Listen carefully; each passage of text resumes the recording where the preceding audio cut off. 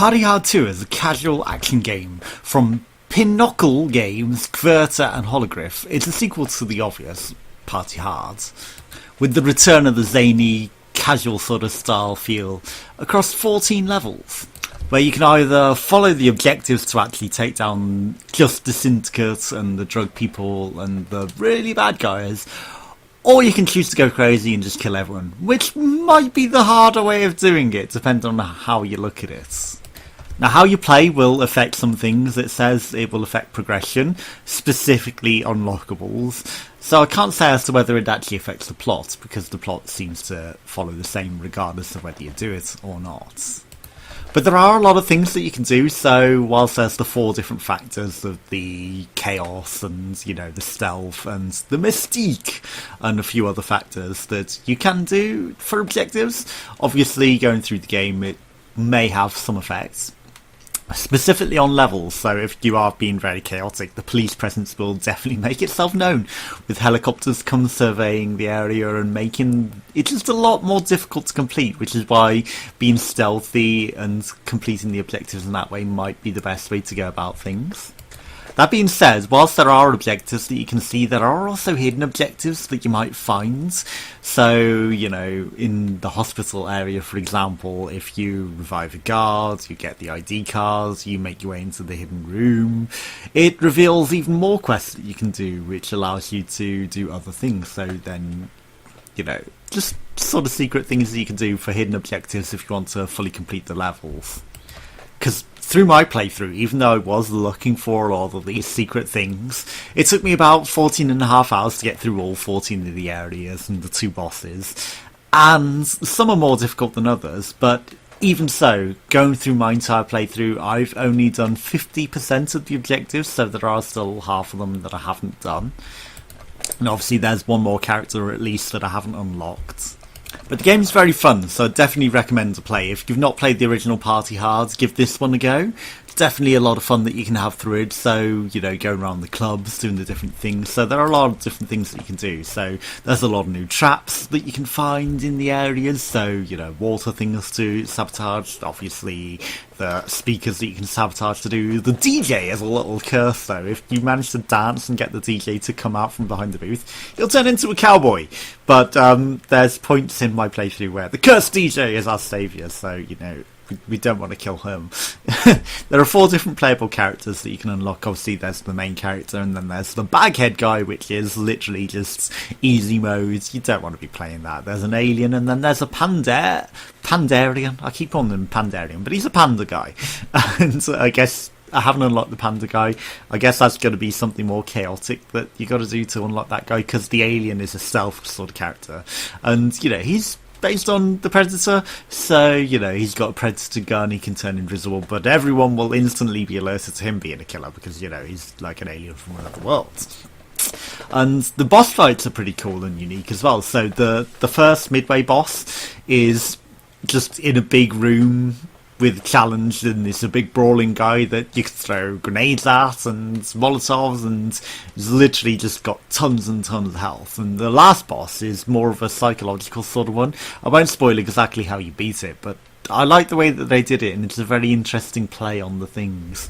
And there are callbacks to the old games as well, so towards the end of the game you meet the original protagonist from the first game, and he obviously gives some sort of plot information on what's going on, and, you know, tips to the new guy. And I like the way that they've put the plot together as well, so it's not just a casual game, there is an actual plot behind it, and the plot is actually a pretty compelling plot. So, you know, I definitely recommend playing the game, not only for the fun, casual style, but also the plot behind the game is actually very good. Now, like I said, some of the levels are a lot harder than others. Like, for example, in the early levels, the hospital and then the factory are the hardest levels that I experienced, and then the later half of the game, you know, the levels are a lot easier, they're a lot easier to do, a lot easier to find all the objectives.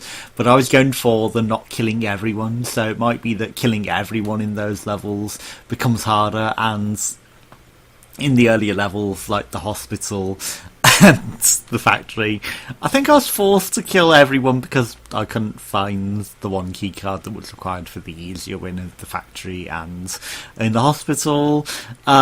well, everyone just had to die anyway, because, just the way that it was, because I was trying to maybe unlock the secret, so I might have made that a lot harder for myself, because I couldn't find the secret thing that I needed to find.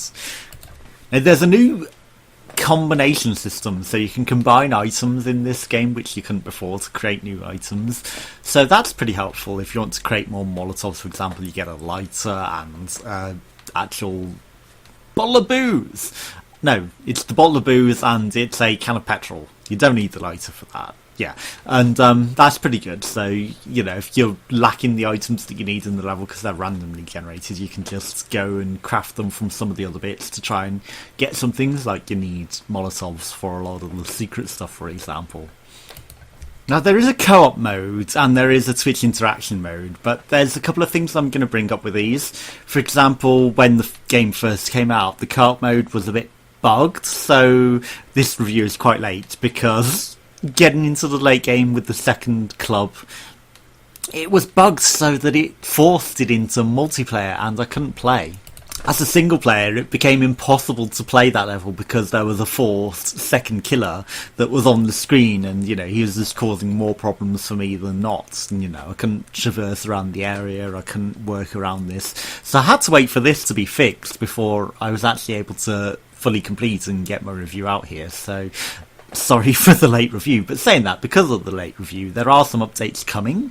Like, there's a new DLC about to come out with the alien guy, a new alien, and I don't know if it's adding new areas, they haven't hinted too much about it, but on top of that, there is a community feature to create your own maps, so there will be new community made maps. So whilst there are 14 areas in the game at present, bear in mind that as a free update, you're going to get potentially infinite new levels and infinite new maps from the community made.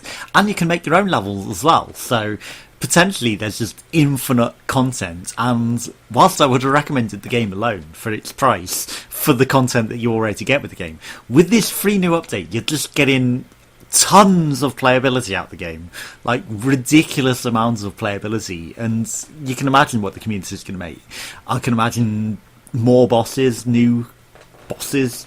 I imagine that's going to be a way that there's going to be some sort of feature to create your own sort of bosses, not just the levels, adapt the enemies so that they can have more strength and more features perhaps, but maybe I'm reaching a bit there. But even still, with infinite levels, and creating your own objectives in those levels so that, take out specific targets and do specific things, there's going to be a lot of fun to enjoy out of that on top of the original contents.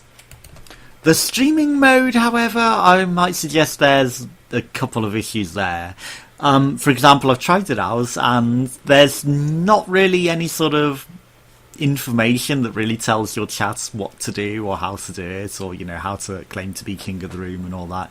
It doesn't go through you, it doesn't really come up on screen, and it's a bit complicated to get across to your audience if they don't really know what they're doing, and if you don't really know either, because it's not really displaying a hell of a lot of what you're meant to do or what you're meant to type to spawn these things or be the king of the room. So it's a bit confusing there. And then after you do complete the objectives on stream, it doesn't take you back to resetting the stream room. It takes you to level 1 after the initial cutscene again, but level 1 in a way that even if you complete everything and kill everyone, you're stuck in there forever and you can never leave. So that's a bug. That's a bug that needs to be fixed. But it's just, I think that the Twitch integration needs a bit of refinement. You're always on the final level before the boss. You don't get a level choice.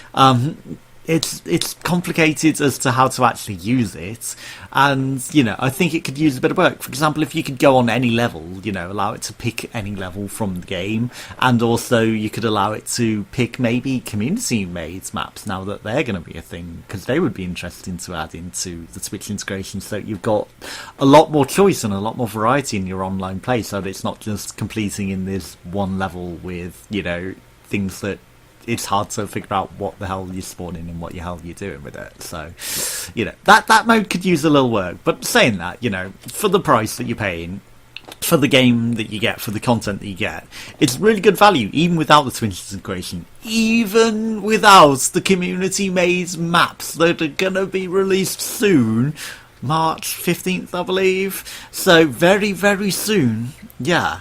Definitely recommended to go purchase this game. You can have a lot of fun with it and, just mess about and have a lot of fun trying to dance and hide and get away from the cops. And in this game, you get chased by 2 cops. It's not after you get away from the first cop, the second cop comes along. It's always 2 cops from the start, and that makes it a lot harder to hide from and, sneak about with. But hey, you're going to adapt with it. Either you kill the cops in some sort of fashion, or you just become really adept at hiding. And whilst there are bugs to hide in the secret rooms which you can blow up access to get into, and the cops have no ability to get into, I believe that's been fixed now, but it might not be the case. But that kind of makes it a bit easier to get away with some of the sneaky things that you shouldn't be doing.